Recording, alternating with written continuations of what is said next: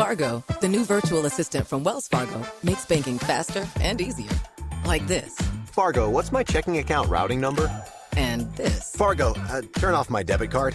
And this. Fargo, what did I spend on groceries last month? And that's just the beginning. Do you, Fargo? You can. In the Wells Fargo mobile app. Learn more at wellsfargo.com/getfargo. Terms and conditions apply. Your mobile carrier's availability and message and data rates may apply. Wells Fargo Bank, N.A., member FDIC. Hello, Saver. Whether you're saving for that trip to the tropics or saving for an emergency, now is the time to take advantage of Wells Fargo's savings options. Wells Fargo offers savings accounts that can help you save towards your goals. So, what are you saving for? Visit a Wells Fargo branch or wellsfargo.com/save to open a savings account today. Wells Fargo Bank, N.A., member FDIC. Fargo, the new virtual assistant from Wells Fargo, makes banking faster and easier. Like this. Fargo, what's my checking account routing number? And this. Fargo, turn off my debit card. And this. Fargo, what did I spend on groceries last month? And that's just the beginning. Do you, Fargo? You can. In the Wells Fargo mobile app. Learn more at wellsfargo.com/getfargo. Terms and conditions apply. Your mobile carrier's availability and message and data rates may apply. Wells Fargo Bank, N.A., member FDIC. So our podcast is called Right and Wrong. Are these your notes? These Are these your notes about what we're going to say? Anything. Nailed it. It's a short answer. So how many novels did you not finish? Oh my God, so many. It was perfect. What's she talking about? This is nonsense. Ooh, a spicy question. I love it. This is it, guys. The big secret to getting published is you have to write a good book. You heard it here first. Hello, and welcome back to the Right and Wrong podcast. Today, I'm joined by young adult fantasy and speculative fiction writer, baker and mess maker, Holly Race. Hey, Holly. Welcome to the show. Hello. Hi, Jamie. Thank you very much for having me. Well, thanks for coming on. Let's start off with the Midnight Trilogy, now complete with the final book came out over the summer, A Midnight Dark and Golden. Yes. How's your elevator pitch? Oh, you know what? My elevator pitch for this one, it sucks. So I apologize in advance. I've never quite got the elevator pitch down, and I think that's that was a shortcoming of mine right from the start. You've had 3 books to figure it out. I know, and I've never quite got it. Okay, I'll give it a go. So the Midnight Twins trilogy, it's an urban fantasy and it is set between our world and the world of dreams and nightmares. It follows twins, Fern and Ollie, who discover a secret army who protect people from their nightmares, because if you die in your sleep, then you die in the real world as well. It is a little bit of Arthurian legend retelling, a little bit of mind control, and quite a lot of death. Well, that sounds great. What do you mean you haven't got that was down if ever I've heard an elevator pitch. That was great. I think that's the best I've ever done it. Thank you for putting me on the spot like that. Amazing. So all 3 out now. Was it always planned as a trilogy? It was originally planned as a 5-book series, actually. Oh. And then I sent the first book to agents, and all the agents I met with were like, no. Make it 3 books. We'll do 3 books. 5 books is no. Oh, okay. Well, it must feel like an amazing achievement to have all of those out now and to have the sort of story completed. Yeah, amazing. And earlier this year, when I was sort of doing the final copy edits on it, I was getting very emotional because I started working on it in 2010. So it's been a long time coming, and the last sort of 4 or 5 years of my life, it's been a huge part of my life because of the contracts. So yeah, it's but yes, a great sense of achievement. Yeah, I mean, it's great to write one book that is an open and closed story, but writing a trilogy, or I mean, if it had been 5, goodness, what an achievement that would have been. I know. I don't quite know how Samantha Shannon does it with the main season. So you mentioned a little bit there that when you first started submitting it, you immediately had the pushback of, I don't think 5's going to work. Why don't you make it a 3? What was the whole experience like of getting this series published? Was there a lot of submitting and back and forth? It was.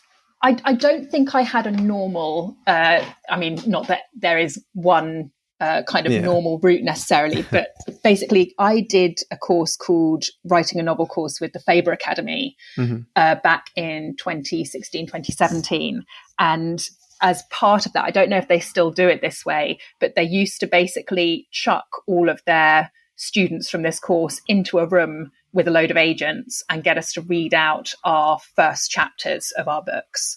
And then they pushed us into another room with glasses of wine and canapes and got the agents to talk to us, and we got to schmooze with them. And so off the back of that, I kind of had interest from agents straight away. So I already had a number of kind of full manuscript requests before I'd even finished the book, which is obviously incredibly unusual and a very privileged position to be in. But it meant that as soon as I finished the book, I was able to send the whole thing out to those agents who'd already expressed an interest. And within 48 hours, I had 3 offers of representation. And they met up with all of them, and they all said, I think this is great, but trilogy is about as long as we can get deals for at the moment. People are a bit scared. Publishers are a bit scared of doing longer than that, especially with the debut author, I suppose. And so it became a very easy decision. It was like, if you want to, give this the best chance of getting published, then bring it down to 3 books. And actually, it was the right decision because the amount of plot I had, I don't think would have fit 5 books very nicely. It was the right amount for 3. Yeah, I guess the advantage always of reducing something in size is that you can take only the creme de la creme, the very best of your kind of ideas. Exactly. All the subplots that were there just as filler, it's an easy decision to just be like, snip. Yeah. Okay. So you did end up getting an agent through that, and then did you sign with a publisher as the trilogy? Yes, I did. So we spent about 3 months editing with my agent, and then took it out to publishers, and it was Hotkey who fairly quickly expressed an interest, and I had a phone call with the person who would then become my editor, Georgia, who's the most wonderful editor in the world. I don't have enough nice things to say about her. She's brilliant. And then met them in person. But it took about 3-4 months, I think, before they were in a position to offer.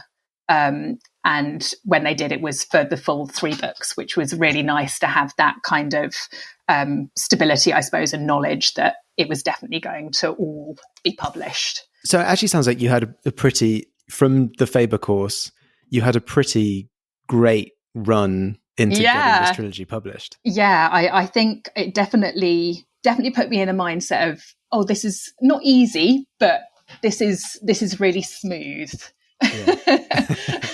Which did not last.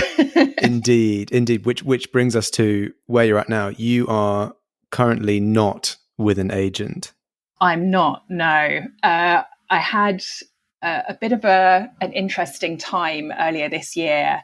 My original agent moved agencies, and the place that they ended up, it didn't feel like the right fit as a kind of agency ethos for me, although it's a very perfectly good agency, but it was just like, this doesn't feel like the right fit. And I think I was sort of thinking about where I wanted my writing career to go, and it's like, well, now that I'm about to be out of contract, is it time to make a bit of a change? Yeah. And so I contacted a couple of agents who I thought looked really interesting and had good things about, with some ideas that I had for new books that I could take to my current publisher, books that I might, write in full before taking them out on submission.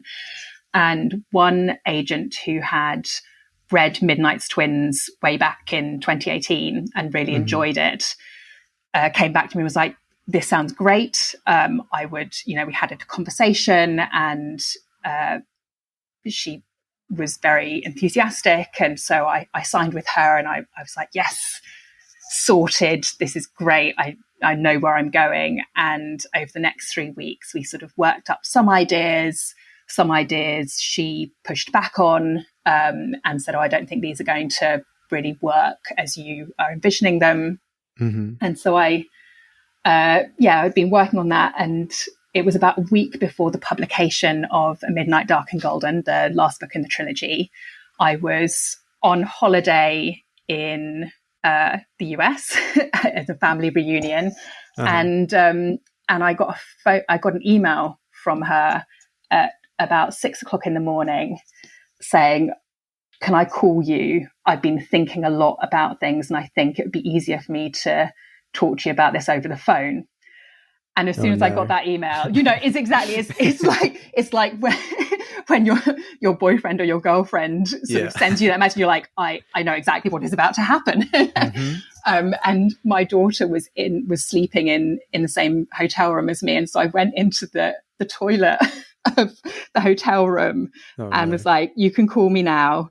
And so she called me, and I was sitting on the loo having this conversation where she was like, I actually realized I don't think I'm the right fit for you, and I don't think I'm the right agent for you, and I'm really sorry. I'm still not entirely sure. I don't know whether I've like blocked it out of my mind or something, but I'm not entirely sure of the reasons that she gave. But the long and the short of it was we parted ways. I got dumped. And so,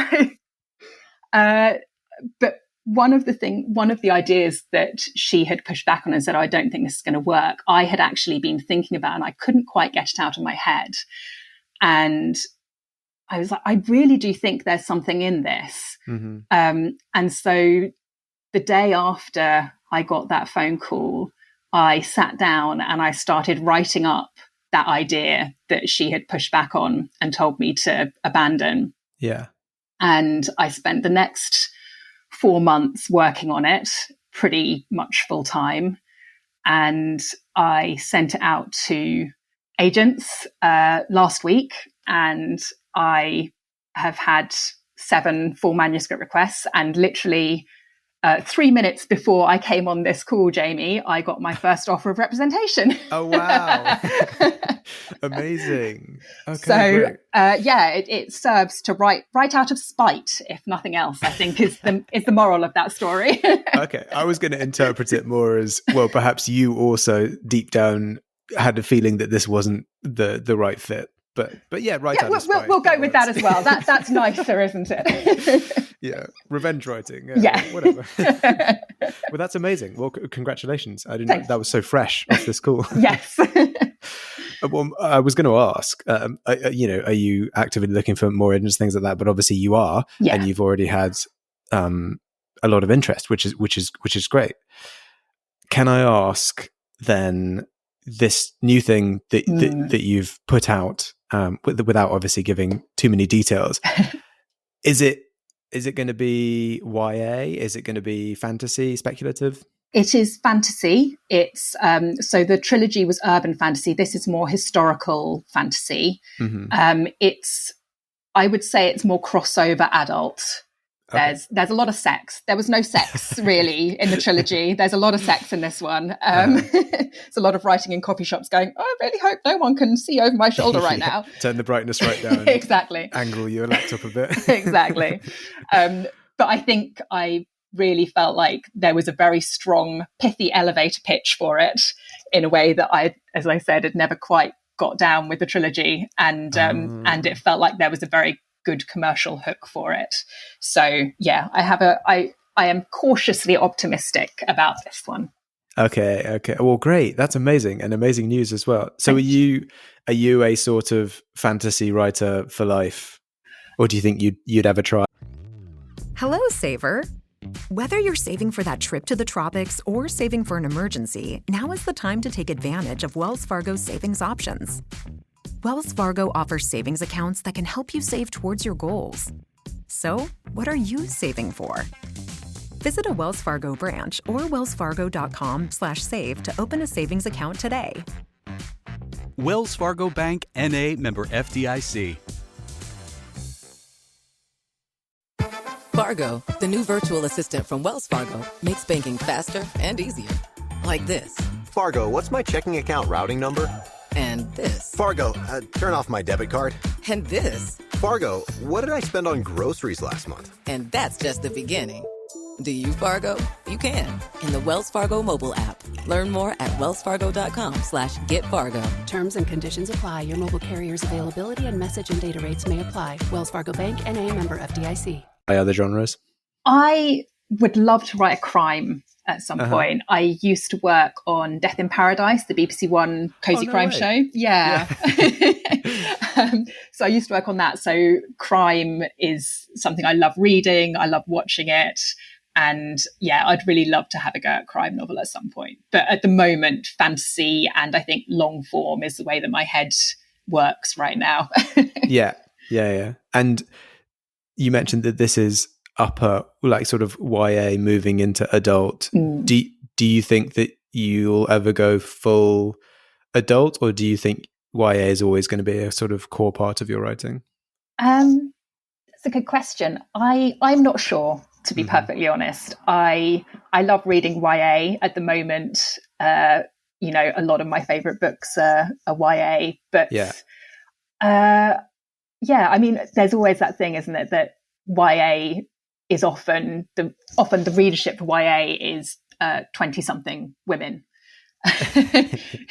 More than teenagers. So it's a bit of a weird sort of genre classification anyway, as far as I'm concerned. Yeah, I agree. It's I always see it as it's more just to do with the age of the main characters. Yeah. Than necessarily the age of the readership. Yes, and I suppose the idea of a kind of coming of age with that teenage main character, because you obviously do get adult books that have child protagonists and teenage protagonists. It's very strange. It is, because it's almost like, and this is the weird thing I see about YA is almost deemed a genre, whereas what it actually is in theory is an age bracket, right? Yes. Like no one talks about MG as if it's a genre, but people often talk about YA as if it's a genre, and it does have its own sort of tropes in some ways. Yes, you definitely have the tropes, but you always have to have the subgenres with YA, don't you? If it's contemporary, fantasy, thriller, crime, all that kind of stuff. Yeah. It's very flexible though, and the agents that I've spoken to that do lots of YA, I think sort of delight in the fact that it is so flexible as a sort of age range. It kind of encompasses everything. Yeah, it's wonderful. I love YA, and it's so full of passion, and I think you can't get away with stuff in YA the way that I think you sometimes can in adult. Yeah. Because if you are talking about a true kind of teenage readership, if they don't like something, they're just going to put it down. They don't have patience. And I'm the same. I really get annoyed when people are like, oh, you've got to get to episode 9 of this TV series. That's when it really gets going. Like, I don't have time to give 9 hours of my life to watching something I'm not enjoying. What are you talking about? They should have written it better from the start. Yeah, I agree. I think I've only ever done that with one television series, and it was only because a friend of mine just nagged me incessantly, and he was like, you have to, and you know what, once I'd watched about 6 hours of the show, it did become good, but I shouldn't have to put that much time investment into it. Did it become good, or was it Stockholm syndrome, do you think? I don't know.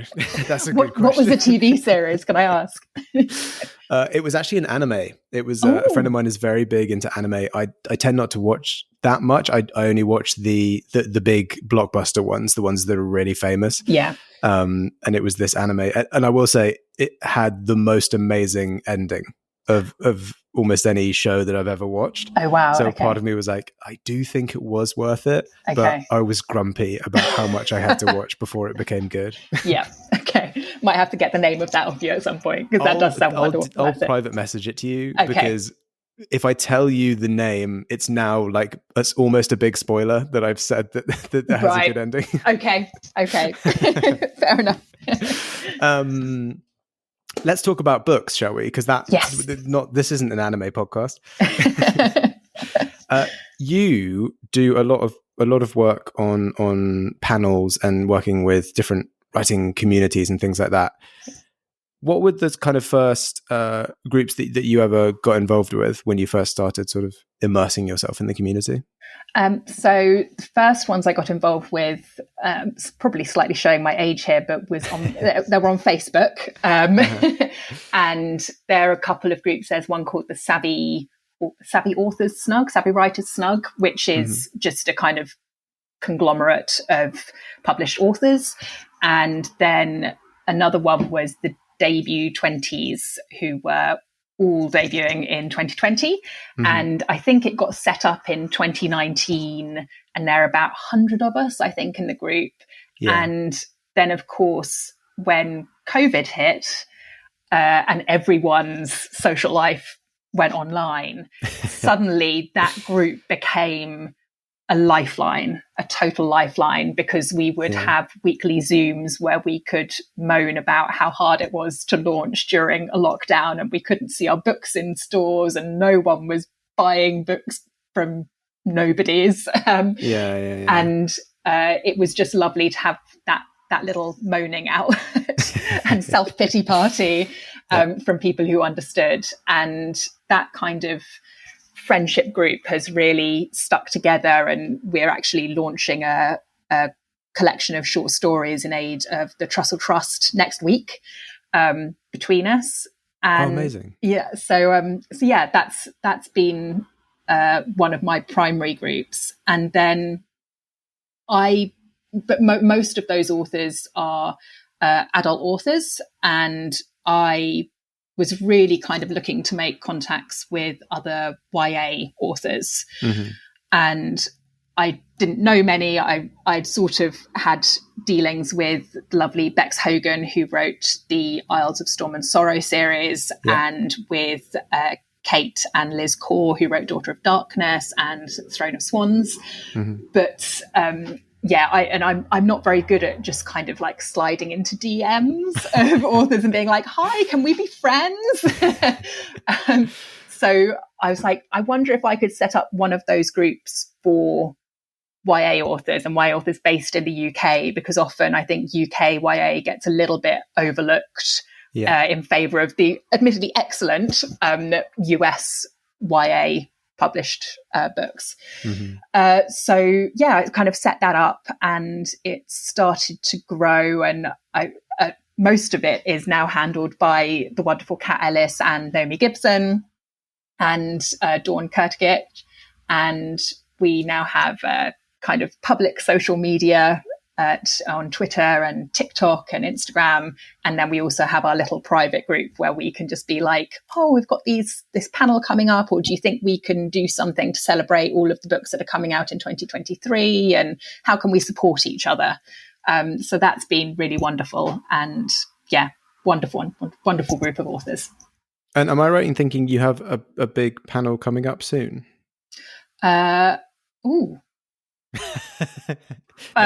Maybe. I don't know. I had the Cheltenham Literature Festival panel, which was a few weeks ago. I'm doing something with Charlie Robinson, who runs the Paper Orange box for her. Oh yes, that's it. That's what I saw. So that is next week, the UK YA Author Awareness Week, I think it's called. But Charlie's a wonderful advocate for all things YA. I think she's interviewed an awful lot of writers. Should be really good. Yes. Yeah. And if anyone listening wants to check out those social media accounts, it's UK YA Books on Instagram and Twitter. Yes. So, I mean, what you just told me about the agent stuff is great, because now I feel like I can ask this advice question that I wanted to ask, but now I know there's a happy ending. You're sort of freer to say whatever you want. And the way I wanted to ask this was, and this is for people who are just embarking on their writing journey, or maybe sort of just finding their way into publishing now. What's something that you wish you'd known when your first book, the first of the trilogy, got picked up, signed, and was headed to publication? Something I wish I'd known. I wish I had known to make contact with other writers sooner. Actually, because I didn't start doing it until pretty much Midnight's Twins was published, and that was too late to really make much of a difference to its kind of profile and to make people aware of it. And I was just too scared to approach published authors and be like, hi, would you mind reading my book? Or, I really love your books, and can we do a thing maybe? And actually what I've discovered over the last few years is that most authors are really, really friendly, and we all remember what it was like to be starting out and how hard it was. And even though we might not necessarily get round to reading things in a timely fashion, we mostly, want to support people. And so I think reach out to people as soon as you get your deal. I mean, to be honest, before that, just, find your authors who you really like and who you think are doing cool things and who you think look nice on social media, and drop them a line, and mostly they will, remember you and try and help you out if they're in a position to do so when your time comes. Yes, I would definitely. say. I mean, if there's one thing I've learned from speaking to authors and just people in publishing, is that people who like books and like writing always want to talk to other people who like books and like writing. So yes, it's hard to go wrong. And I was in the same boat as you. I think it took me about 50 episodes before I started really kind of just sliding into DMs of authors and asking them to come on the show. And then you're deluged with like, yes, please. Now you can't avoid me. Now I'm just everywhere. So. Amazing. Well, that's really great advice. And I think it's involving yourself in the writing community is such, even if it's not, the biggest or most dramatic step, I think it's always such a helpful and supportive step, because like you said, sometimes it's good to have writing friends just so that you can all kind of moan together about the kind of hardest parts of the process. Yeah, definitely. And that brings us to the final question, which as always is, Holly, if you were stranded on a desert island but could take a single book with you, which book would it be? I have thought really long and hard about this. And my answers, I really hope I'm going to come off sounding horrendous, I think, but I'm going to do it anyway. Okay. It's The Fairy Queen by Edmund Spenser. Okay. Which is an epic poem. Mm-hmm. I studied it at university and I fell in love with it. And it's one of the influences on the Midnight's Twins trilogy. And it's just really, really beautiful poetry. I mean, it's sort of Middle English, so it's not particularly accessible. Oh, okay. But it has a lot of very gorgeous imagery. It's set in a kind of fantastical dreamland with lots of battles and danger and knights and warriors and monsters. And I think want that as my desert island book, because I don't think I've ever really got to grips with the poetry and the meaning of it. And I kind of feel like, if I was on a desert island, then I'd want something that I could just very slowly pick apart and kind of study in a way to kind of keep me occupied. And so I think that would be a good one for that, because there is no way that I am going back and reading that book with everything else I have to do right now in my life. So it would be like an opportunity. Yeah. I mean, that's high praise. In my experience, studying something often ruins it. So the fact that you've studied it and still want to read it is very high praise. But I have also, I studied Chaucer when I was younger, and Middle English is, I mean, it's code, right? It's a secret code that you have to figure out. Yes. And often you have to read it out loud. So actually you don't really want to be doing that on like a train, do you? But you could do it on a desert island because no one's around. So you wouldn't be embarrassing yourself or making anyone feel uncomfortable. Yeah, because it does sound quite mad when you read it in modern times, I guess. Yeah. Amazing. Well, that's a great choice. That's a very unique choice as well. I don't think anyone else will ever pick that. Thank you so much, Holly, for coming on the podcast and sharing your experiences with writing and publishing and everything else. Thank you so much for having me. It's been really fun. Thanks, Jamie. For anyone anyone looking to keep up with what Holly is doing, you can follow her on Twitter at Holly Race written backwards. So ECARYLLOH. I'm not going to try and say it. And on Instagram and TikTok, she is Holly_Race. To make sure you don't miss an episode of this podcast, follow us on Twitter at Right and Wrong UK or on Instagram and TikTok at Right and Wrong Podcast. Thanks again to Holly, and thanks to everyone listening. We'll catch you in the next episode. Hello, Saver. Whether you're saving for that trip to the tropics or saving for an emergency, now is the time to take advantage of Wells Fargo's savings options. Wells Fargo offers savings accounts that can help you save towards your goals. So, what are you saving for? Visit a Wells Fargo branch or wellsfargo.com/save to open a savings account today. Wells Fargo Bank, N.A., member FDIC. Fargo, the new virtual assistant from Wells Fargo, makes banking faster and easier. Like this. Fargo, what's my checking account routing number? And this. Fargo, turn off my debit card. And this. Fargo, what did I spend on groceries last month? And that's just the beginning. Do you, Fargo? You can in the Wells Fargo mobile app. Learn more at wellsfargo.com/getfargo. Terms and conditions apply. Your mobile carrier's availability and message and data rates may apply. Wells Fargo Bank, N.A., member FDIC.